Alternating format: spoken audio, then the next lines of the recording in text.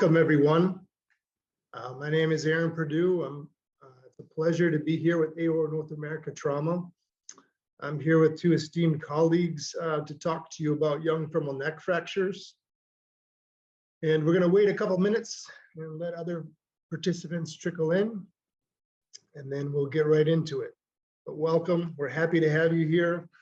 We're excited for the discussion for what seems to be a relatively intimidating injury, I would say. Young people with precarious injury to their hip. We know there's lots of complications.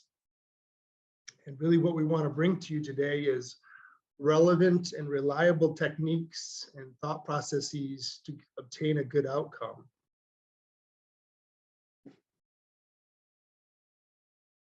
We really want this to be interactive. We'll highlight this again in our presentation as we go in the next few slides for the participants just joining, but we want you to be active in questioning, submitting your questions. Please use the question and answer function. Our two great friends and colleagues, people I've trained with and known for over a decade each. Mark Hake, who's my partner at the University of Michigan. He's our program director, trauma fellow from Denver Health, and very familiar with the AO and teaching via webinars and also in person. We all have a lot of great mentors that have come through the AO, and we appreciate all of them, and hopefully we can pass along some of our knowledge to all of you tonight. The other faculty member is my co-fellow from Vanderbilt, Ren Gardner, who currently is at Erlanger Health Center down in Chattanooga, Tennessee. Very, very busy level 1 hospital. Lots of nice hasty comminuted fractures. Here's our required disclosure. There's nothing relevant to our talk today for any of the faculty members. So what we're talking about tonight is young femoral neck fractures. We will talk about closed and open management techniques. And what we really want to define are the things that matter for obtaining a good outcome. We will provide various case examples as well as didactic discussion. Again, this is meant to be interactive, so please feel free to propose your thoughts and your questions throughout. We want you to understand the classification and why this matters to obtaining a successful outcome. We want you to understand that closed reduction is a good method for fixation and treatment of these cases, but only in the event that an appropriate reduction is obtained, and hopefully we'll show you some techniques to obtain this. If you're unable to perform a closed reduction, then we want you to know the two standard techniques that the faculty use, Smith, Peterson, and Watson Jones, and be comfortable with these, the anatomy, and maybe some pearls that we employ in our practices. And also techniques, of course, to get reduction, clamps and other nice little tools in the toolbox that you can utilize to obtain a good reduction, and then insert stable fixation constructs so that you can maintain that alignment until bony union. So again, we want you to be active in the question and answer component of our webinar. Do not so much use the chat, but this function, the question and answer, is what you'll be looking for. So I'd like to propose to the audience, get a quick survey. If you could answer in our ARS poll here, if you're an attending faculty member, fellow, resident, or PAMP.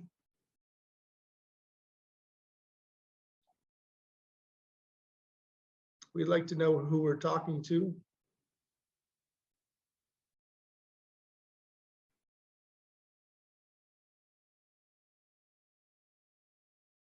So the majority of people here tonight are attending surgeons from both private practice and as well as academic. All right, great. And what is your current area of expertise? Is it general orthopedics? Are you trauma trained from a fellowship? Do you do the majority of your work with total joints in sports or other?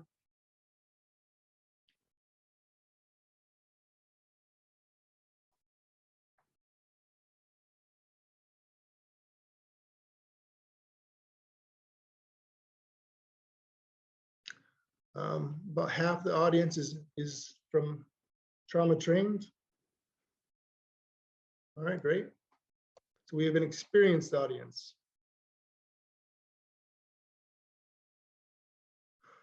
And what is your preferred management for young femoral neck fractures? Are you the one that's going to be performing the definitive care? And what is your first preference for care? Is it closed reduction and fixation, open reduction and fixation, or prosthetic replacement?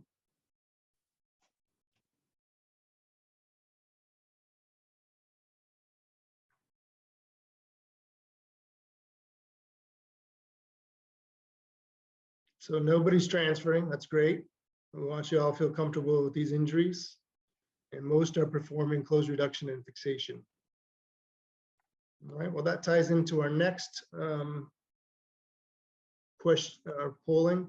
If you're going to perform open management, what is your preferred method? Watson-Jones approach, Smith-Peterson, percutaneous, or other?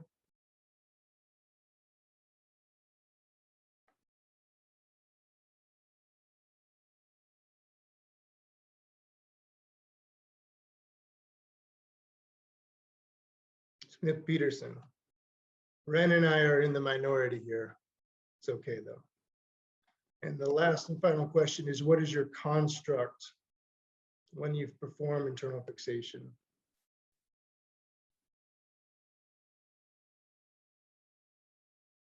Three cannulated screws with the Powell screw, a sliding hip screw with or without screws, a nail, or a locking plate.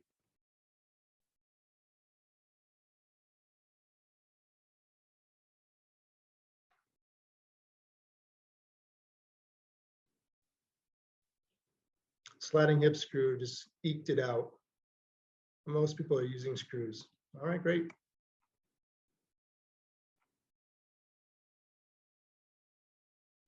So our first presenter will be Dr. Gardner. I'm going to stop sharing my screen and let him take over. All right, thank you, Aaron. I'm going to start sharing my screen here. We'll get going. So I too would like to welcome you this evening to this webinar. We appreciate your interest in this topic. I think this is germane, hopefully, to all of your practices based on the polls we saw. Sounds like quite a few of you have some experience in this field, and hopefully we can sort of cement some concepts and ideas that'll be useful for you, but then for the others that are not as routinely performing femoral neck fracture fixation for young patients, that we can give you some good things to consider chew on and begin to implement in your practices going forward after this evening.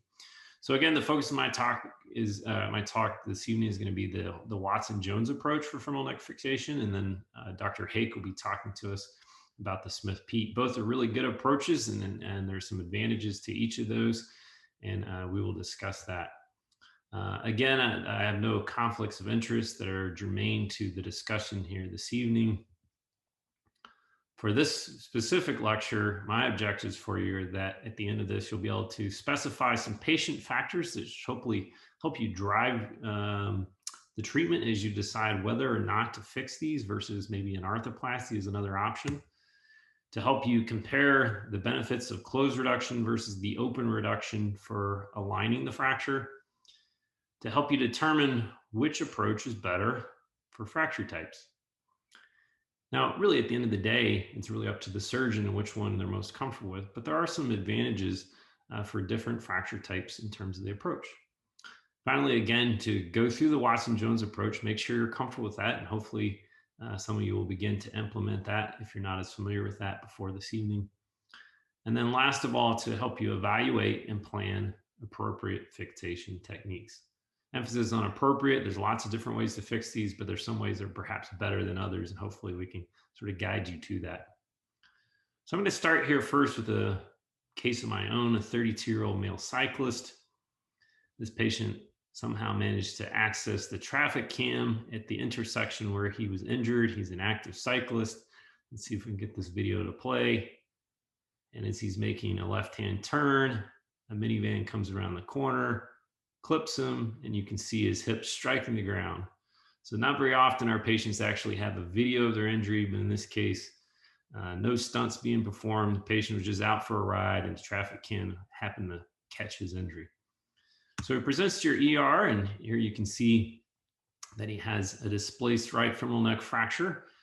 We have an AP pelvis as well as a frog leg lateral of the side of the injury. On the lateral, you can see not nearly as much displacement, but some displacement on the AP. So as we look at these patients, we think about patient factors as well as fracture characteristics that help guide our treatment. So the easy one is the patient factors. If they're a younger patient, well, of course, we're generally going to fix it. And the literature is pretty replete on that. Generally, that's somewhere under the age of 55 or 60. But occasionally, even you'll have a chronologically older patient that may not be as ideal for replacement, but also potentially could be fixed if they're still a very active patient. So you really have to tailor the treatment to your patient. But in general, tonight, we're going to focus on the patients sort of between the ages of 15 and 55 or 60, probably. When you think about these patients, there's some patient factors that should come to bear. It's not just that they're young, so therefore they should have osteosynthesis. This study from 2011 showed us that patients that are young, that have a history of significant alcohol abuse or chronic renal disease or respiratory disease, maybe don't do so well with osteosynthesis. And these are some young patients that perhaps you should consider arthroplasty as a better option for them as opposed to trying to fix their fracture and get that to successfully heal. A lot of that really probably bears into their the healing environment with those with renal disease and respiratory disease, and the alcohol abuse probably an impact on their ability to be compliant, of course, with restrictions after we fix the fractures. There's also the fracture characteristics, and the easy one is it displaced or undisplaced? When you think about the undisplaced, well, these are fairly easy to fix. There's not really a reduction needed. There's a low complication rate, as opposed to the displaced fractures, which need a good reduction and have risk of complications, as Dr. Perdue mentioned earlier, of AVN, implant failure, and non-union. In order to understand this better, it's really important that you understand the Powell's classification, sort of the basic classification for high energy femoral neck fractures in the young, as opposed to the Garden classification for the older folks. This was best described by Bartenicek, who interpreted the original Hungarian in 2011 for the English audience.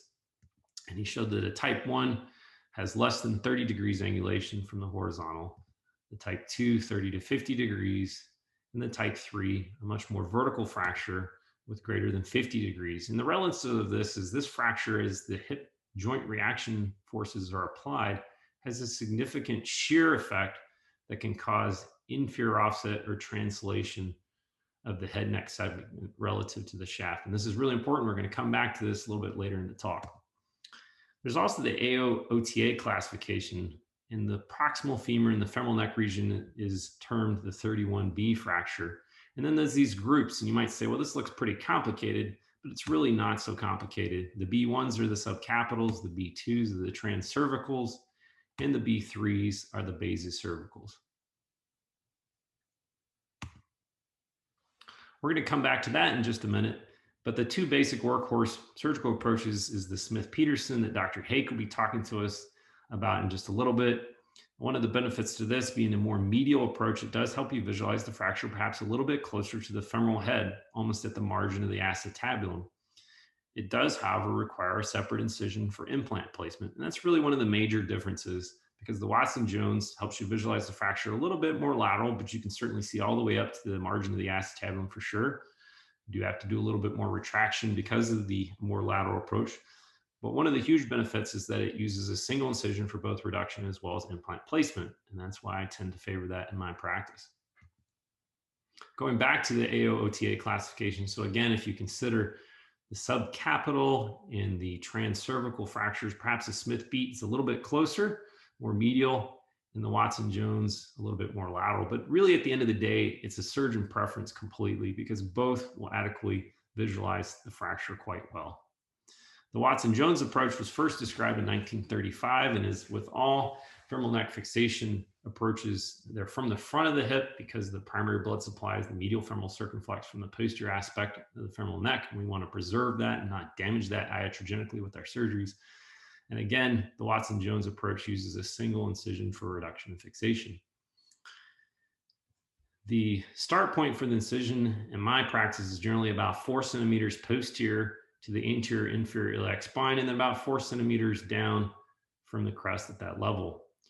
Make that incision just off the posterior margin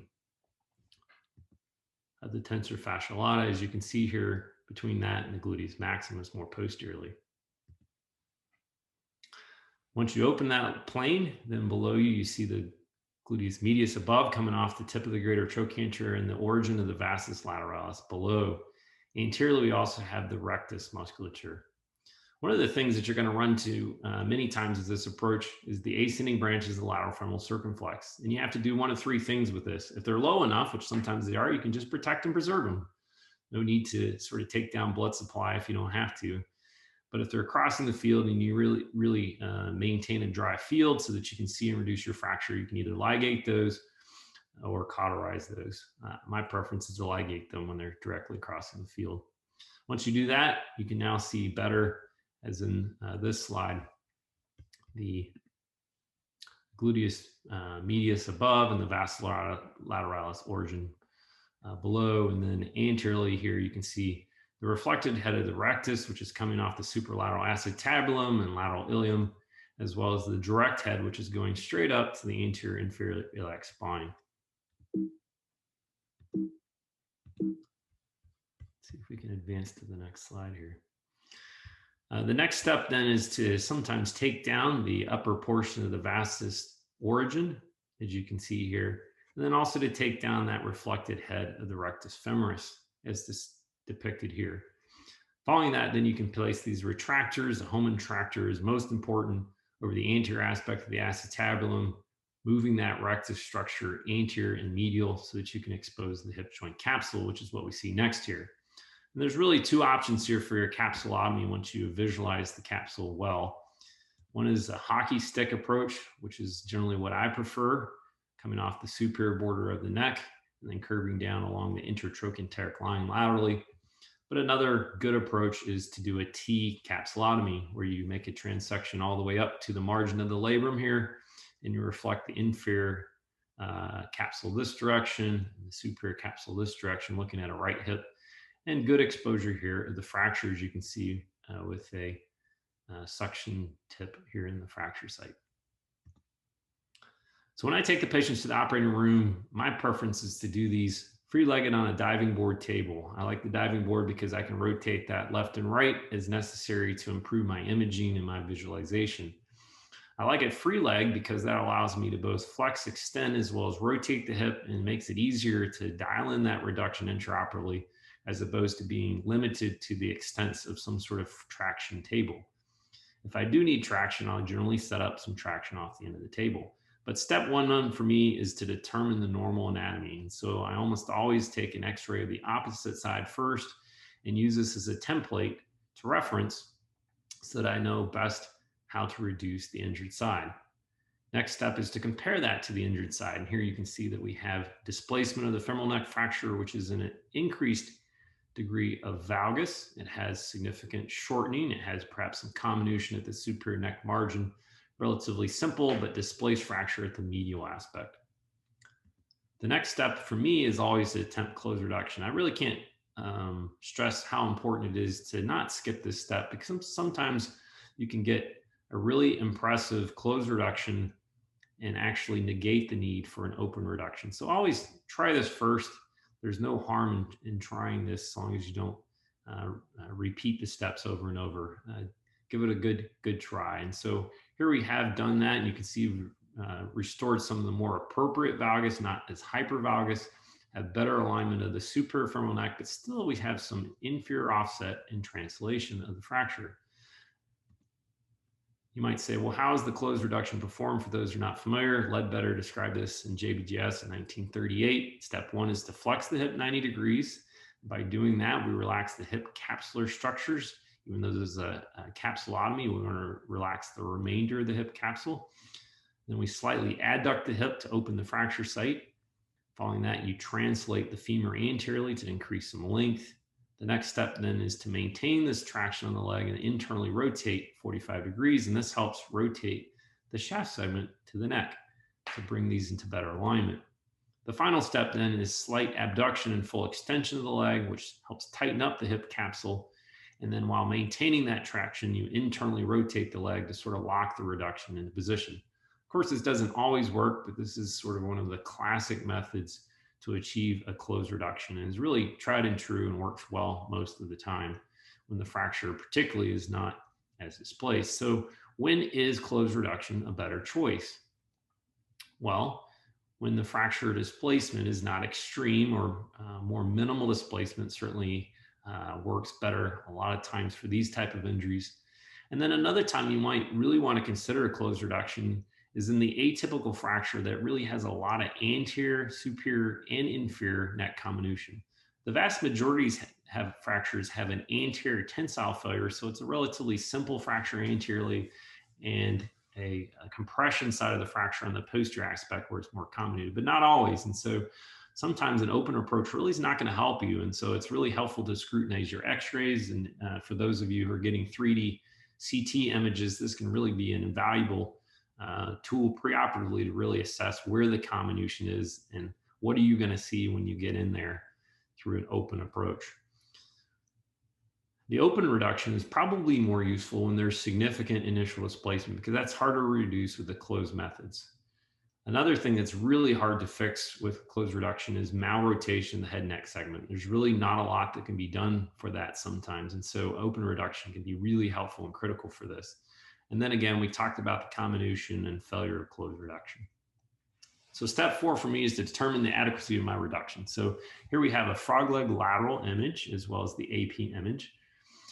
And I'm going to give you a second to take a look at this. And then our first question here is, based on the current reduction that you see on this fracture, I'm going to ask you to make the following decision. Number 1, do you want to proceed with fixation with cannulated screws? Number 2, proceed with fixation with a fixed angle implant. Number 3, proceed with attempts at some sort of percutaneous reduction. Or number 4, proceed with fracture exposure and open reduction. So basically, are you satisfied with the reduction we have and you want to go ahead and stabilize it, or do you think we need to improve it?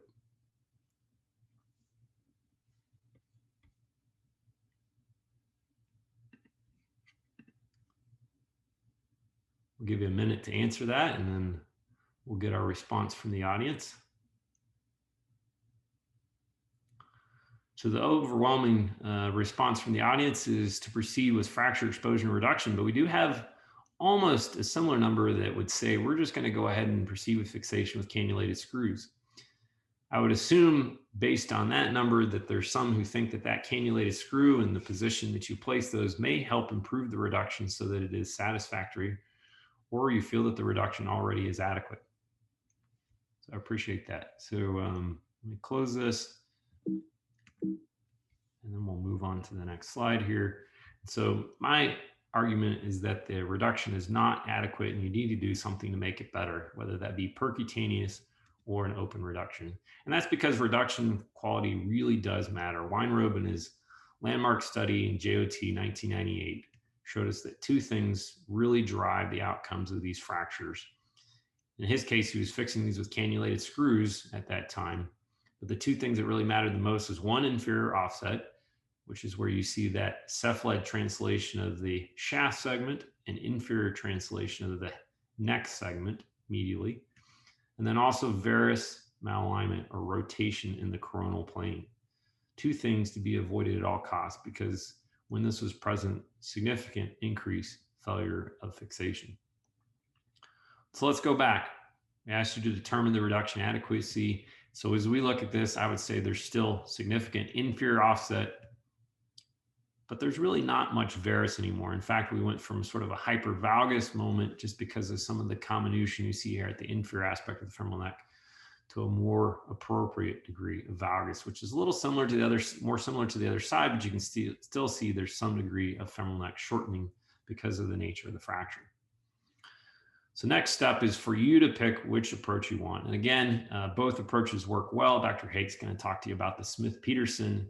And at the end of the day, you really have to determine which one is the best for you. For me, again, I like to reduce and fix to the same incision. The next step then is to apply the tools to achieve reduction if you do choose an open reduction or some sort of limited percutaneous reduction. In this case, I did open the fracture, I exposed it, I chose a collinear clamp, which basically functions like a caulk gun for those of you who have done some construction. In this case, you have a hook that you place around the medial aspect of the femoral neck and then another tine of the clamp that compresses. So here you can see that I'm beginning to place this around the medial aspect of the femoral neck. The next step is really to get a little bit better vector, more perpendicular to the fracture plane, and then begin to compress that. And you can see now that that inferior offset and that medial translation seems to be improved or reduced. This is not the only tool though. For those of you who don't have access to this relatively expensive clamp, there's other things like Chance pins. My preference is a 2.5 millimeter Chance pin. You can place one into the head neck segment. Some people like a stiffer 5.0 millimeter half pin, but really any type of Chance pin, you can put these in the head neck segment. You can put these in the trochanteric and shaft segment as you need and use those to reduce the segments to each other. In addition to this, once you get the rotation right, large bone clamps can be really helpful in the anterior aspect of the femoral neck as seen applied here. My preference is what's called a speed lock clamp because I can really dial in the degree of compression and avoid over or under compression of the fracture. And I like the modification you see here where those tines have been straightened. For those of you who don't have this clamp, you can easily make that with a little plate bender to straighten the tines of the clamp and then just keep that in your tray. So not very hard to come by. It doesn't have to be something that's manufactured like that. Most of mine I've bent in my own operating room. So for me, after I got the fracture well aligned to get some compression longitudinally perpendicular to the fracture, I drill some holes on either side of the fracture and then place the tines of the clamp down into those holes and then use that to compress on the anterior femoral neck, which is usually the tensile side for many of these fractures. Sometimes you need both. Here's a case from Dr. Krieger, my mentor, in which he used both the Chance pin, a clamp to compress the fracture after you rotate it with the Chance pin, and then you see the fracture reduction is quite good. One of the most powerful clamps in some of your toolboxes is the Jungbluth clamp. And this requires a screw in either segment. This is a very powerful clamp as the screw drops down into these grooves on the clamp. And then you can use this to both rotate, translate, distract, compress, and really work powerfully to achieve a reduction. But one of the biggest challenges is this is relatively large clamp and it really can begin to block or decrease the visualization of the fracture. So this is something I might go to, but really after all other clamps had failed, certainly not my first choice for most of these. The next step then is after you've achieved improved reduction is to greater reduction. Again, for me, it's going back to that opposite sided hip image. I don't always have a goniometer in the operating room like we do here, but basically the goniometer tool, if you apply it to the left hip, which I've reversed for you so that it looks like a right hip, and now applied it to the surgical side on the right, you can see these are near identical, even though the right femoral neck is certainly somewhat shortened. Next step is to grade your reduction. One of the classic studies that's been repeated and printed in the literature grades the reduction and basically says that if there is up to 5 millimeters of displacement or less and up to 10 degrees of angulation or less, that this is either an excellent or a good reduction. And these tend to do well as opposed to a fair or poor reduction, which has greater displacement and greater angulation, as you can see here. If you apply these limitations as Dr. Takehome did originally in 2004, you can see that those that were malreduced had an 80% non-union rate with malreductions, but only about a 4% non-union rate with an accurate reduction. And of these, 85% had survival of the native hip at 10 years without a total hip replacement in patients between the ages of 15 and 50. So that's a pretty good result and certainly much better than what was seen several decades prior to that.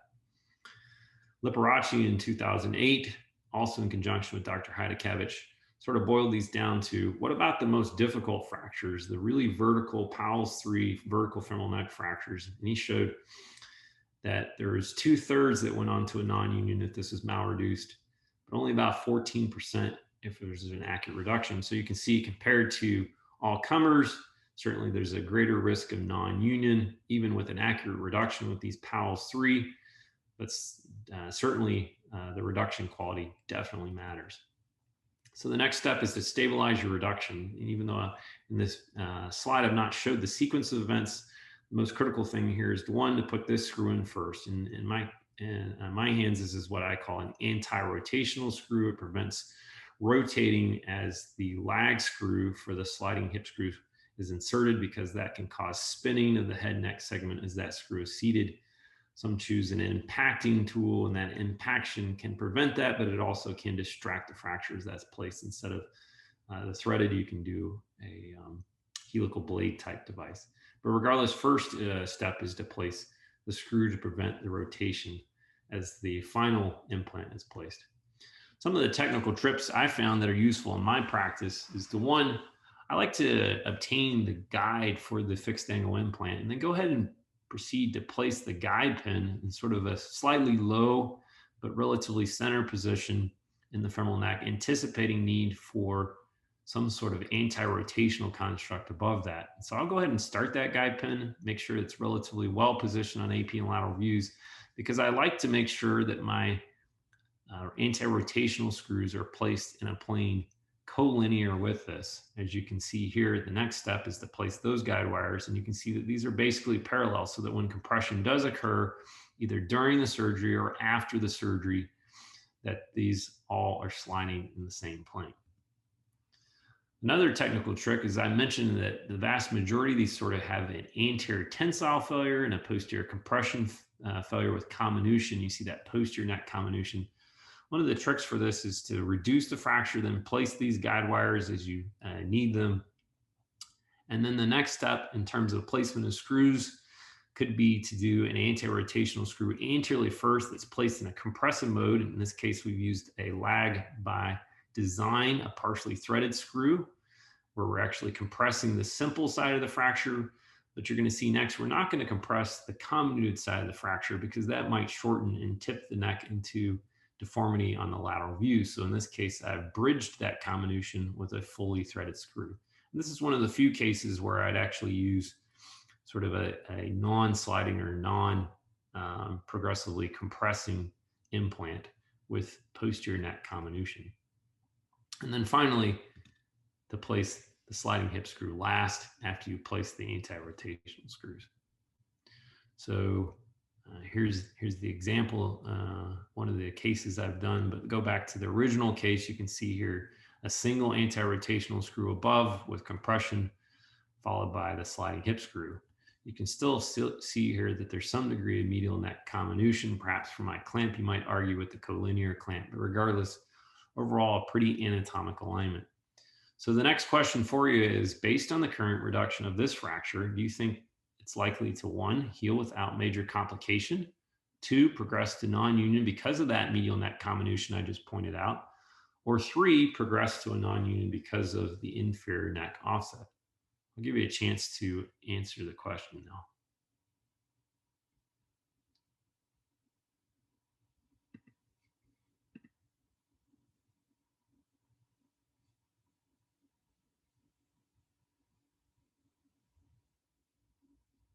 We'll give it a second and then we'll see what the audience thinks.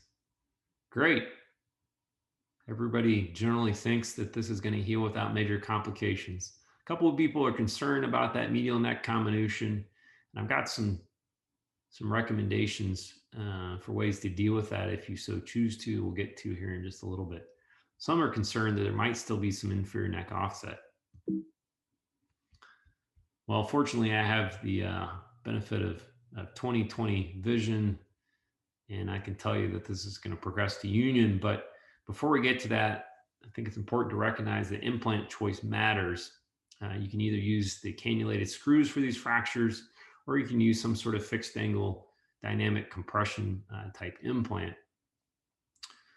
Hoshino in 2016 compared the cannulated screws to the addition of the so-called PAL screw, which is a screw placed from the greater trochanter into the inferior aspect of the neck, or even the inferior aspect of the head. But basically the goal is with the PAL C vertical fractures to place this screw first in perpendicular to the fracture to achieve compression, followed by stabilization with cannulated screws at the superior and inferior aspects of the femoral neck. And in his study with screws alone, they had almost 2/3 failure with the screws alone, as opposed to only about 20% failure with fixed angle constructs.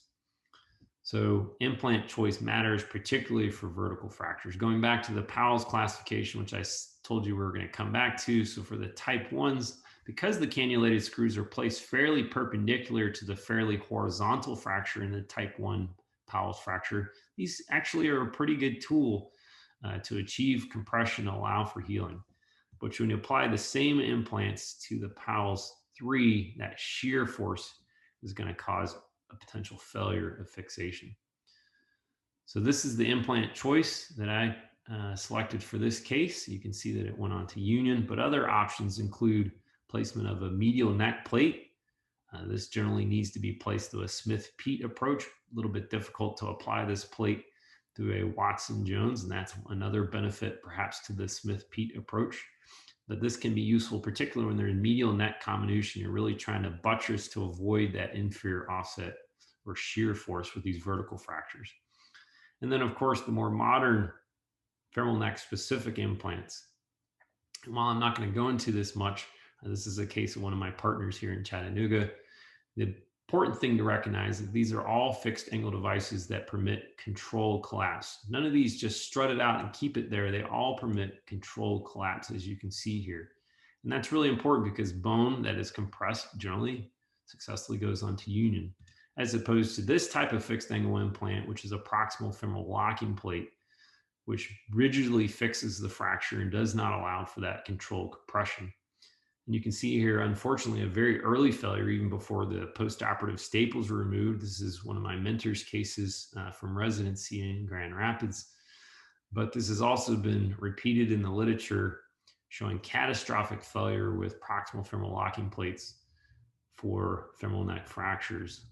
A 40% failure rate has been shown in multiple different studies. So really not a great tool for fixation of femoral neck fractures.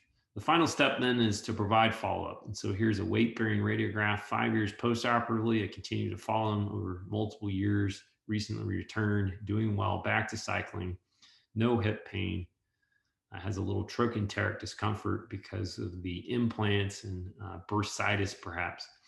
But here at 5 years, you can see I obtained a weight-bearing AP pelvis. There's no hip joint narrowing. There's no avascular necrosis changes and a well-healed hip. And you can see that that medial neck comminution that some of you were concerned about remodeled and went on to successful union.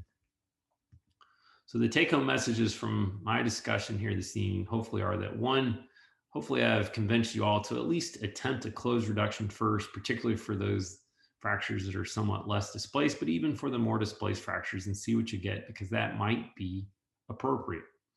The next step is to choose the best approach for each fracture, and you'll know better which approach is the best one for you after you hear what Dr. Hakes has to share with us. To make that reduction accurate, really, this is the thing that only you can control. And as you walk into the operating room, you've really potentially dictated the outcome of that patient based on whether you had that reduction accurate or inaccurate. It's important to remember to avoid inferior offset and varus. And then finally, to maintain that reduction with a fixed angle device that allows for controlled collapse and compression, which permits fracture union successfully. All right, thank you. And we're going to move on next, I believe, to a Q&A session. And I'm going to turn this over to Dr. Perdue here for a minute.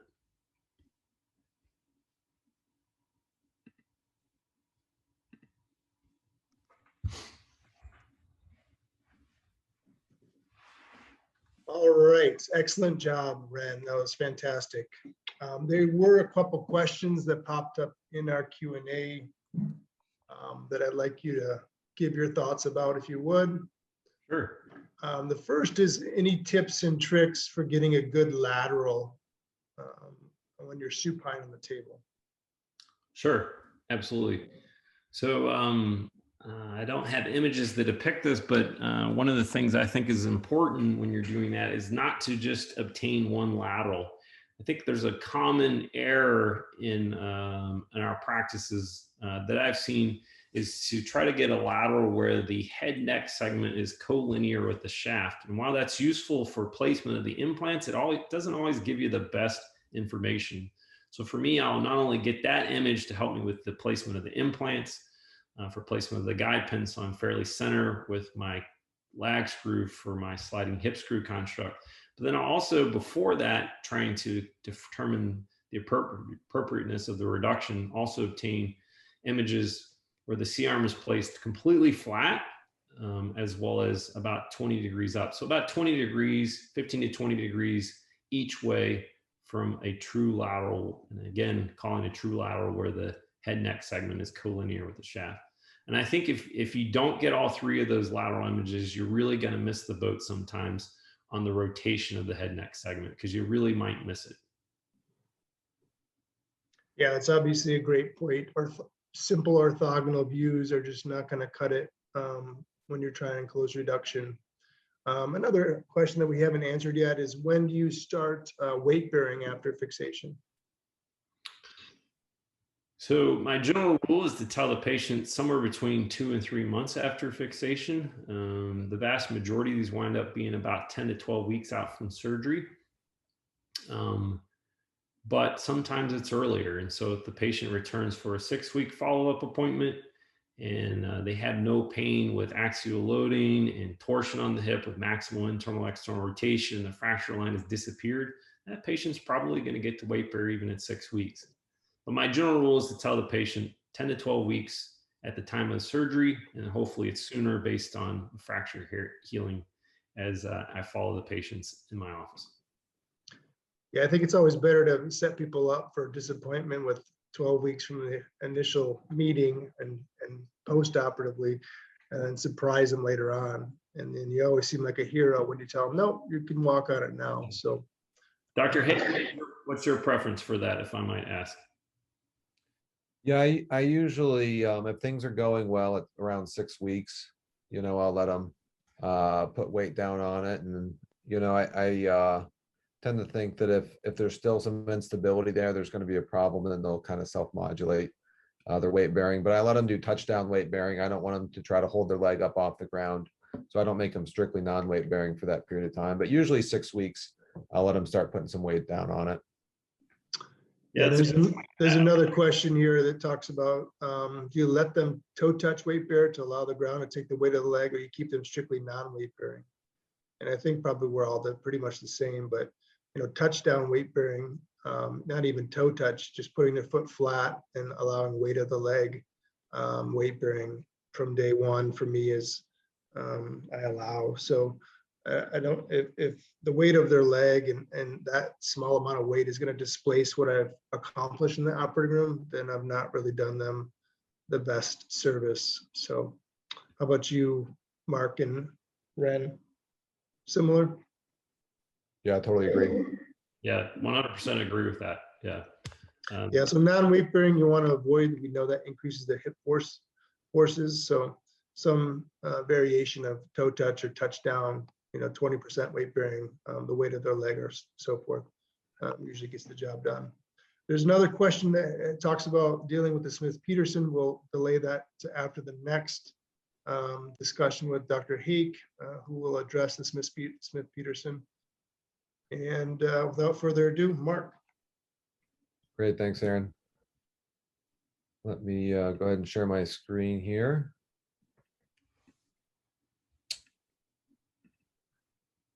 Thanks to AO Trauma North America for putting this on. And Ren, that was a really great talk. I hopefully can add a little bit to what you discussed, but some of those tips were really, really fantastic. So the types of things I'm going to discuss: number one, timing of the surgery. When do you do it? How urgent is this? And then talk about open versus closed reduction and get into some of the recent literature.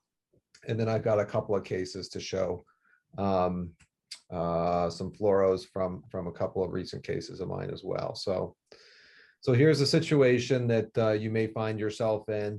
Your sports surgeon colleague who likes to do knee scopes for a living is on call. It's Saturday afternoon. You're at your daughter's birthday party, and you get this X-ray sent to you from the ER. You've got that 35-year-old person who fell off a ladder or crashed his bike, like we saw in the video, and has a displaced femoral neck fracture.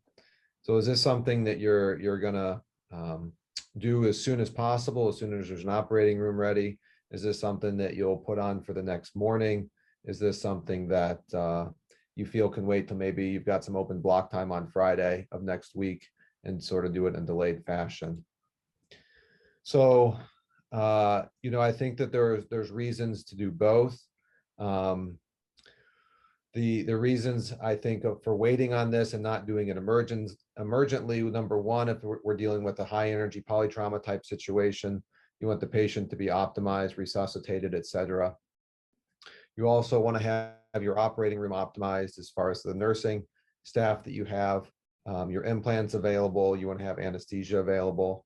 And especially, I find in my case is having a X-ray tech that you know and trust and have worked with before to get the absolute best imaging possible is an important factor in how well your case goes as well. And then, you want to be prepared to spend as much time as you need to get the best reduction possible.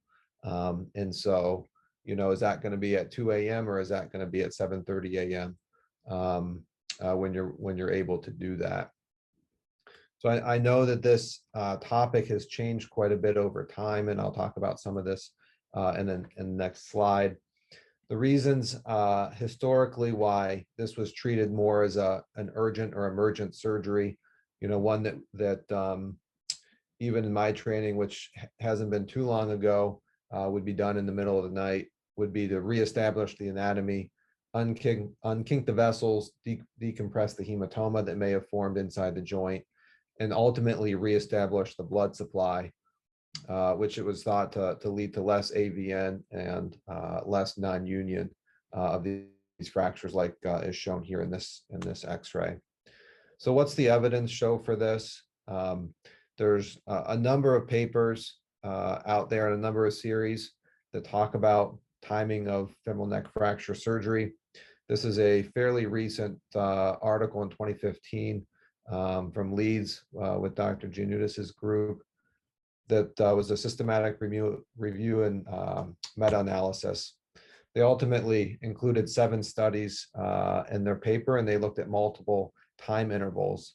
So they compared AVN and non-union rates, looking, depending on the study that they used, before and after 6 hours, 12 hours, and 24 hours. They also did a subgroup analysis where they compared only non-displaced fractures and displaced fractures and compared the two. And the vast majority of the comparisons for these time intervals showed really no difference in rates of AVN and really no difference in non-union rates. One of the main differences that they did find is when they compared fixation before compared with after 24 hours and looked at non-union rates for this. And in this pooled analysis, they found substantially higher non-union rate if the fixation was done after 24 hours. Now, one thing to look at if you actually look at these studies, there was really one paper that had the vast majority of these patients, total of 150. So 75% of the patients were in that particular paper from 1989. And if you look at that, the patients in that paper were fixed between the years 1981 and 1983. Femoral necks, of course, back then were the same, but that's patients from 40 years ago. So the types of things I think we're doing now are quite different. But this was one substantial difference that was discussed in this paper. But if you look overall and you look at a number of different papers, overall, there really is no clear link between timing of fixation and rates of AVN, rates of non-union. So there are a couple other papers listed here that are often cited in the literature. And I think the bottom line is based on these mainly retrospective small group analyses, which is not high quality data, but there's really no clear link that's been demonstrated. I think it makes sense to most of us that the sooner you put these back together, the better. And so in my practice, and a lot of these papers recommend to fix these as soon as reasonably possible, maybe not an overnight type of thing, but certainly For my practice, I try to get to these within 24 hours. The cases I'm going to show show that they can be fixed later than that and still do quite well. Moving on to comparing open versus closed reduction. I think for most people, most people's practices, closed reduction will be attempted. I personally will rarely attempt a closed reduction on a displaced fracture, and this again is mainly kind of my personal preference and based on my experience. But you know, I've had situations where I've been looking at the fracture reduction. I can see that it's not perfect. I can see that there's some residual displacement. Yet the X-rays that I get make it look pretty darn good. And so I sort of at times can lose trust in what a fluoro image looks like if I know that there can still be some residual displacement there. So I personally have a very low threshold for going to an open reduction for these fractures. So proponents of closed reduction, obviously you can definitely get anatomic reductions and adequate reductions with closed means. That's been demonstrated in literature over and over again, and I think in a lot of our practices. There's less risk of iatrogenic vessel injury and damage to the blood supply, and less infection risk, certainly with closed reduction. For an open reduction, you know, I think visualizing the reduction for me and being able to directly manipulate those fragments is a huge benefit of an open reduction. And ultimately, I think that that's the most important thing that we can control is the reduction quality. So evidence for this, again, this is another injury paper from 2015 that looked at open versus closed reductions. This study had a few more papers included, 21 total. And looking at the non-union rates, the pooled analysis showed no significant difference. A little bit higher non-union rate for open reduction, but the p-value there did not reach significance. And the rate of AVN was equal across these studies. Infection rate, I think, as would be expected, is higher for open reductions. But the conclusion of this article was that the data was lacking. It wasn't super high quality data, and they really couldn't make any definitive clinical recommendations except that you may get higher infections with open reductions. So this is a more recent paper in JOT from 2020 that showed a higher hazard of reoperation after open reductions for displaced femoral neck fractures. So I think this was actually a really nice paper. It was included 234 patients and included 12 level 1 trauma centers. So this is a lot of different surgeons fixing a lot of different patients.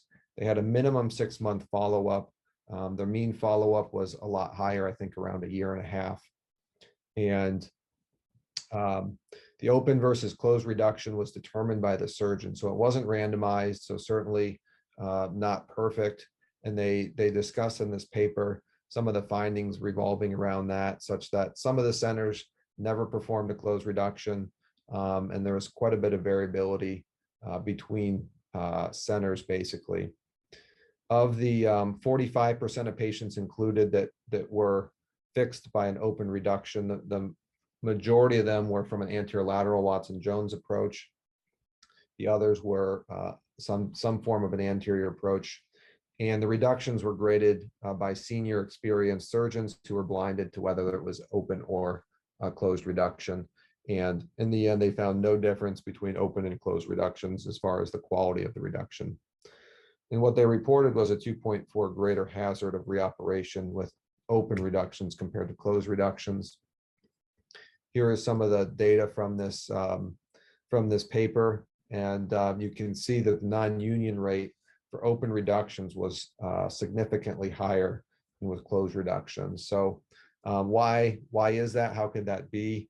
You know, I think that the theory that you are damaging the blood supply during your approach, or potentially by placing retractors within the capsule, is sort of the dominant theory of why this occurs. Potentially, it could be that the open fractures that required open approaches maybe were more significant. But ultimately, this, I think, gives everybody food for thought as far as whether an open reduction or closed reduction is better. Now moving on to which approach to use. This sort of compares your incision from a modified Smith-Peet to a Watson-Jones. I personally prefer the Smith-Peet approach. And so this is an approach that extends, as you can see here, just a little distal and a little lateral from the ASIS, heading down towards the lateral aspect of the patella. The superficial interval is between the tensor fasciae lata and sartorius, and then deeper you work between the gluteus medius and the rectus. And so for me, the Smith-Peet provides a really great visualization of the entire femoral neck and allows me to see kind of the areas of the fracture that I need to see to make sure the reduction is good. The only real data I have comparing the two is this article in Core from 2018. And this study had 10 cadavers where each approach was performed on the cadavers, and they basically measured the amount of femoral neck that could be seen, and also sort of a yes or no as to whether certain anatomical landmarks could be seen from the approach. And so the main differences was that the Smith-Peet approach provided a little bit more exposure than the Watson-Jones, especially if you tenotomize the rectus insertion onto the anterior capsule. And the medial neck visualization was better, but obviously you do need a second a lateral incision to place your implants. And so that's an interesting, I think, article to think about. But again, the approach, I think, is totally based on what you feel comfortable with and what your preferences are. All right, so kind of going through the laundry list of how I handle these fractures when they come in and I'm responsible for them. Usually I try to do these either the same day if possible, or kind of a first start in the morning, the next morning, whether that's over the weekend or if I have other scheduled cases, I'll want to get to these first, kind of when everybody's fresh. Definitely preoperative x-rays are a must. And a lot of times I'll get a CT scan just to sort of judge the areas of comminution, maybe to see whether there's a spike that can be kind of keyed in along the calcar to aid in reduction. But I don't think a CT is necessary in every case. I will do these supine on a Jackson table. I typically don't use a fracture table for this, but in my practice here at the university, I usually have plenty of extra hands that can help with traction. And if I didn't have that consistently, I think I probably would try these on a fracture table. Really, if there's any sort of displacement, I'll like I said, I'll have a very low threshold for going to an open approach, the Smith-Peet for the reduction. And as far as fixation goes, I typically don't use pre-cannulated screws. I'll typically use a screw inside plate construct and use one or two screws, mainly two screws in an inverted triangle pattern, which seems, at least in my hands, to be the most biomechanically stable. So I'll quickly go through a few cases here just so we can leave some time for questions at the end. So here's a case of a 43-year-old female that was involved in a motorcycle accident. Catalog of orthopedic injuries includes a left distal third open femur fracture, displaced femoral neck on the same side, as well as a fairly mangled foot on that side as well. Here are some of the pre-op imaging of the femur. You can kind of see a comminuted distal third femoral shaft with some bone loss, and then a displaced femoral neck where the displacement's not huge, but certainly not classified as non-displaced. So here's a question for the group. That let's say this patient is hemodynamically stable, no other big injuries. When exactly are you going to fix this? Is it going to be during your initial trip when you're washing out the femur? You're going to do it the next morning, try to get it to it within a couple of days, or kind of leave it for next week's block time?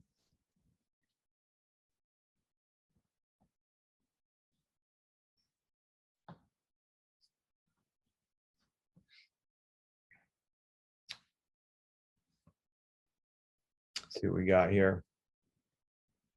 All right, so 53% are going to do this during that initial trip for the IND and take care of it right away, with basically everybody else doing it as quickly as possible.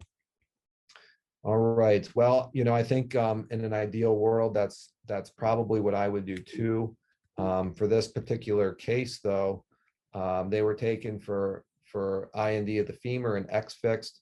The surgeon on call over the weekend was not one who was experienced in this. And then for various other reasons, as far as getting to this, it ended up going with me about 3 or 4 days after the initial injury. So this is far outside that 6-hour window or that 12-hour window that a lot of people talked about. So we'll go through this case and see what happened. As far as order of implants in this, we just didn't really touch on this too much, but with a combined femoral neck, femoral shaft, how is everybody going to fix this? Here are some options: a recon nail, a CM nail, a retrograde nail first, and then femoral neck fixation, or femoral neck fixation first, then a retrograde nail, or just go ahead and plate both of these fractures.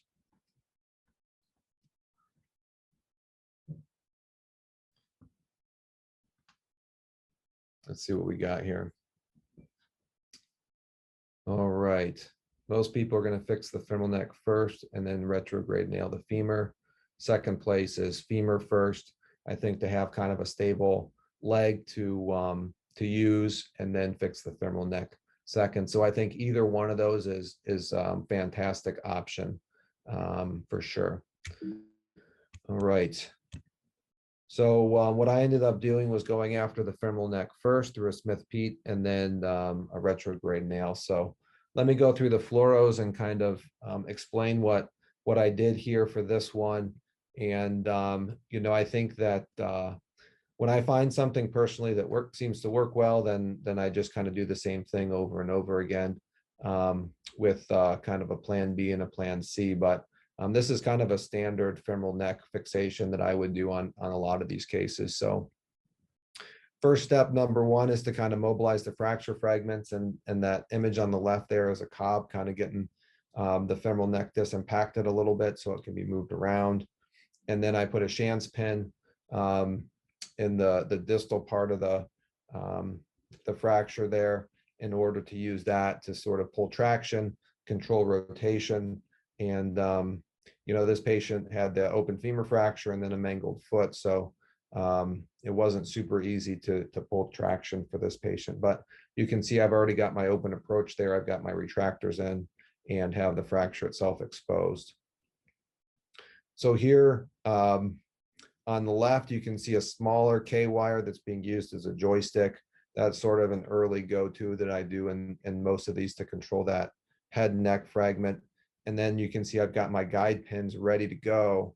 As soon as I get a reduction that I like, then that guide pin, I can tell on the AP and lateral is lined up, ready to kind of just insert a few centimeters to hold the reduction. So that's something that I do even before I get a decent reduction. So here then you can see the K-wire gets passed, judging the reduction on both the AP and lateral view. And I totally agree with Dr. Gardner as far as getting multiple different views, multiple different angles on the AP, multiple different angles on the lateral, just to make sure your reduction is perfect on every view.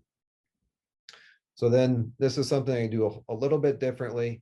I'll place some K-wires or guide pins superiorly, and I'll try to place at least 2 or 3 of them.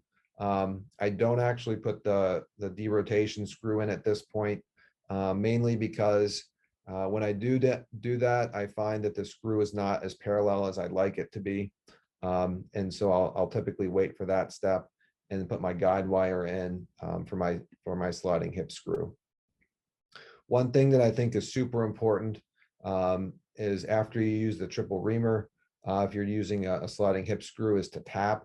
These patients have good, thick, dense bone, and if you skip the tapping part, then you can definitely rotate through the fracture and malreduce your fracture as you're putting your leg screw in.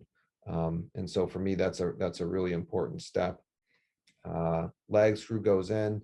You can see here that there's some inferior comminution there. But again, being able to look right at the fracture through the open approach, I can judge whether that's acceptable or not acceptable, and then make adjustments to the superior guide wires and put the derotation screws in. After that was done for this patient, I went to the retrograde nail here, and you can see that the constructs are overlapped a little bit to sort of decrease the risk of a stress riser in there, and then have some follow-up films here. I don't have 5-year follow-up on this particular patient. The best I can do is 7-month follow-up for her, and she seems to have healed her neck fracture. The femur we're still working on right now, but the femoral neck, at least, she's not having any pain and has ended up with a BK on that side and is walking with her prosthetic limb. Here's a second case. So this is a kind of a little bit of an unusual story here. This is a 32-year-old female who slipped on the ice. She went to an outside hospital where x-rays were read as negative, and she went on with her life. She showed up to one of my partner's clinics about 2 weeks later and had this x-ray showing a displaced femoral neck fracture. So at some point between her initial hospital ED visit and showing up in clinic, she displaced her fracture. And so this is something that's 2 weeks out in a 32-year-old. So this is the next question that I had for the group. How are you going to treat this? Are you going to try to close reduce this and pin it? Are you going to give it a try to open reduce it and fix it, because you just never know?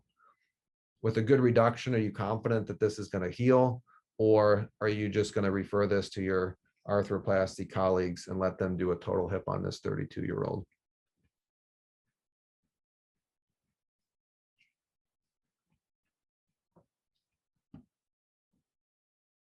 Let's see what we got here. Yeah, so about 2/3 want to try for RAF, close reduction, and confident healing is the next second place options, and then 2% want to do a total hip. Well, so since this is a webinar about fixing hips, you can guess what I did. So we opened this up right away. I didn't even attempt to try to close reduce this because I didn't think it would really move. But definitely talk to the patient about the risks involved of late fixation like this. So here is after a fair amount of work to sort of mobilize this piece. It was definitely well on its way to kind of scarring in there. You can see here another reduction tool that you can use through an open approach on the right. Here is my index finger kind of pushing down on the malalignment there and getting a decent reduction.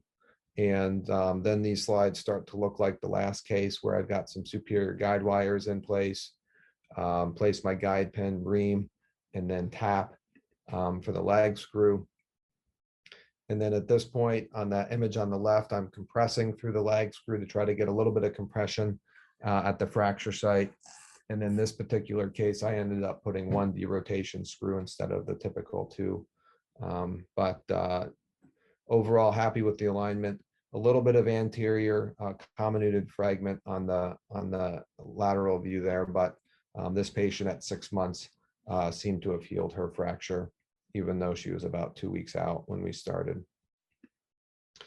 So my take-home messages are that the timing of the fixation, doing these emergently, is not as critical as I think was thought of in the past, and that each person, each of you should determine when the best time to fix it is, based on the patient, based on OR availability and the other conditions. But in general, like to do these within 24 hours, certainly when possible.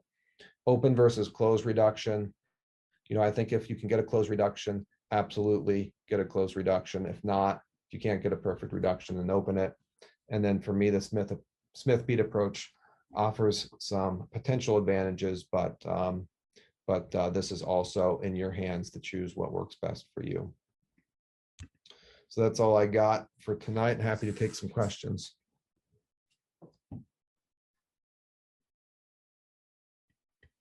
Great, Mark. That was Fantastic. Just going to bring up my slides here.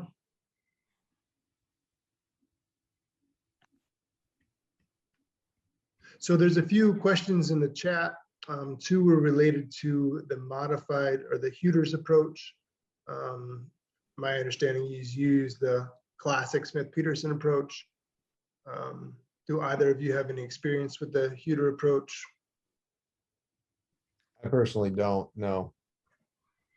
Yeah, that's my go-to approach for anterior frontal head fixation. And so it's really only differs very in a limited fashion in terms of its fascial plane. So the fascial incision is about 1 centimeter to 2 over the medial margin of the TFL. And the proposed benefit to that is that it avoids any potential injury to the lateral frontal-cutaneous nerve. So you incise the fascia there, you mobilize the TFL laterally, and then you use the same planes below that to get all the way in, as Dr. Hake discussed. And so it's really not a huge difference. It is my preference because it's what I saw much in my training, and I still continue to use it quite well. Great. There's another question as it relates to malrotation and assessing that and closed reduction. Ren, can you just highlight a couple of your preferences to avoid malrotation? Yeah, so again, Mark touched on this a little bit in his discussion quite well, I think. And, you know, rotation is something you really can't assess with orthogonal views. And so it's really critical that you not just have 2 views, but you have multiple different views. And I think Mark said it quite well. If the reduction's off on any particular view, then you need to continue to work on that rotation, because that's really the only thing that's going to help you assess the degree of malrotation with a closed reduction before you proceed with some sort of fixation, is the multiple different oblique images, both in the AP, you know, maybe over the top 15 to 20 degrees, rolling the C-arm back towards you at 15, 20 degrees. And then the same thing in the lateral position to really best assess that rotation. So you probably need ideally about 6 different images to really assess the rotation in my estimation. Do either of you perform capsulotomy to decompress the hematoma and close reduction?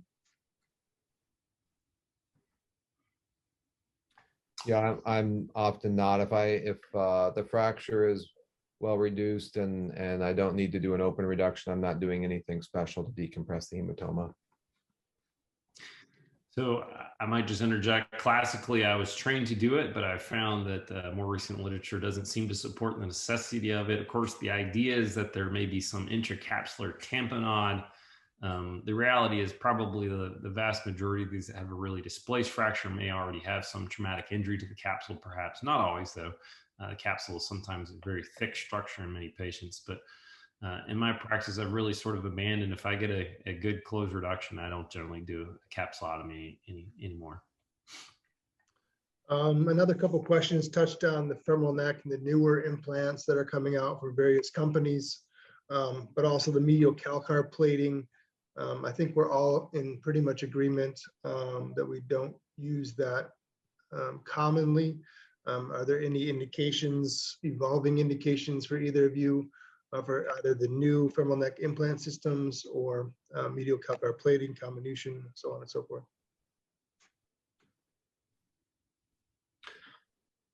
Yeah, you know, I think for me, the newer systems, I think certainly have potential advantages, and I think may help with the problem of femoral neck shortening and the biomechanical issues that come along with that for these young patients. I haven't personally seen enough data to adopt those systems into my practice quite yet. I kind of want to wait and see.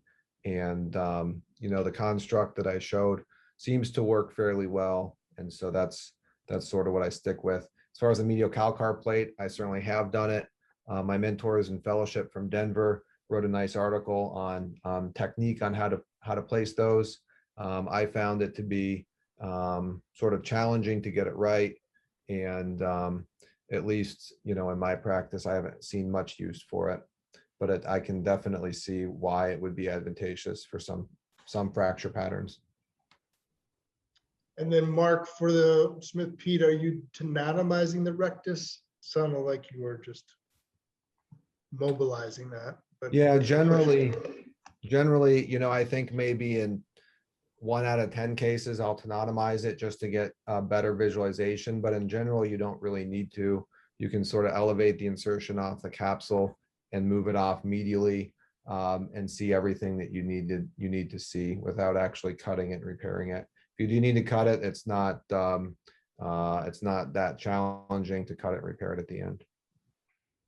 And then the last question, which I think is very interesting question because I struggle with this too. So in a true valgus impacted in these young patient populations with really no inferior offset, are you guys fixing these in situ? Are you trying a reduction technique? Are you open reducing them and restoring perfect anatomy? What's your preferences? So I'll answer this one first. I think my general practice is to accept the impaction of the fracture unless it's just a really extreme hypervalgus, which has been fairly rare in my practice. And so a large number of these I've basically fixed in situ. It does leave them with a somewhat more vertical femoral neck, a little decreased offset, but a pretty predictable union because of the bone compression. Yeah, I'm similar. Mark, any difference? Yeah, I mean, I would hate to trade a little bit of valgus impaction for a potential non-union, or displacing something that seems to be fairly stable. I think that's the less risky of those two options. Another couple questions. If there's severe neck comminution results in significant shortening, what is your threshold to convert to replacement? I could answer this first, and then you guys can then add on. What I have seen is the really comminuted necks are in the older 50-year-old males.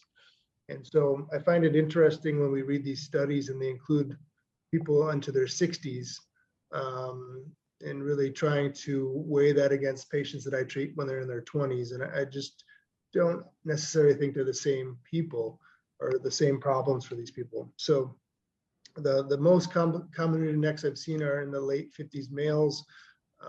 I've had a few of those that have failed due to shortening, and those were later converted to a replacement. So we don't have a great grasp on who's young specifically and who's old. So I think that's a real struggle still in figuring out what to do for patients. Guys, any differing thoughts?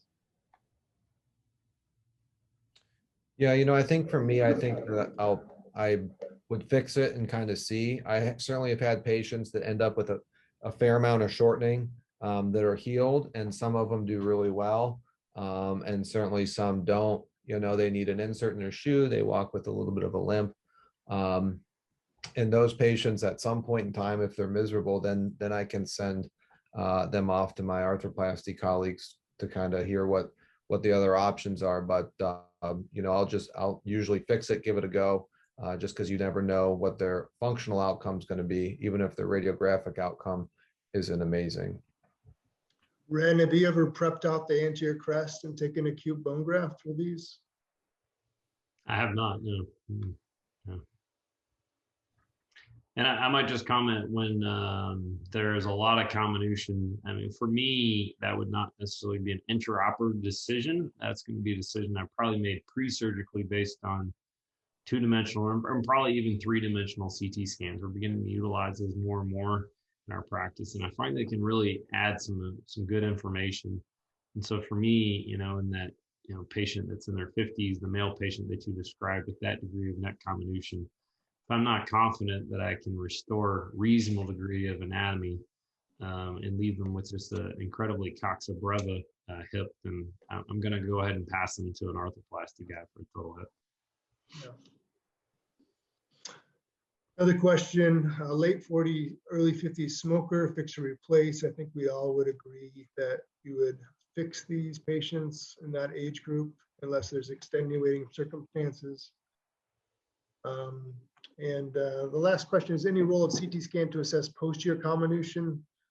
Mark, what do you think? Is that posterior comminution a concern? Or is it just... Yeah, I mean, I always just, personally feel better if I have more information than less. And so, I always think that it doesn't, there's not a whole lot of reason not to get more information when you're figuring out how to fix these. Whether that gives you an advantage in the operating room, getting your reduction, I think is debatable, but I certainly think it's helpful to know what you're dealing with before you get there, so you can kind of adjust your plan going into it. Yeah, I agree. I don't think you can get too much information preoperatively. And again, to go back to the old sort of AO basic principle of sort of compressing on the tensile side and sort of bridging on the comminuted side, I think can be helpful if you know that going into the operation. So you know where to put your implants.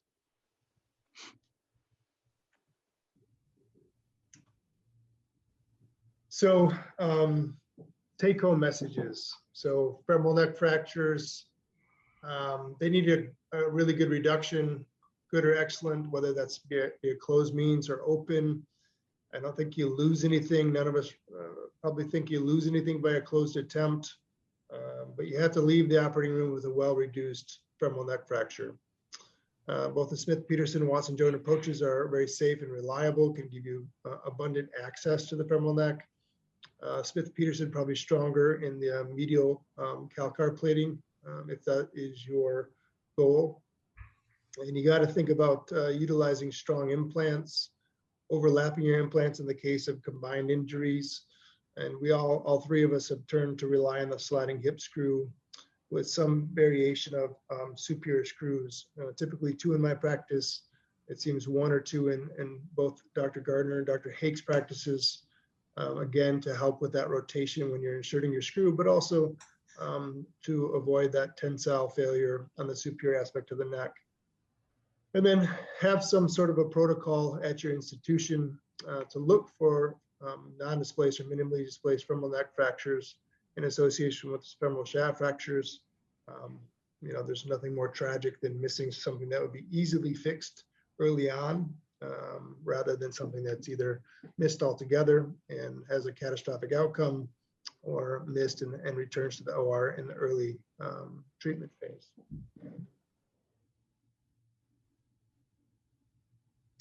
We'd like to extend a really big thank you to everybody that came tonight to listen and talk with us, and especially AO North America. They've been great partners in education and learning and teaching for all of us.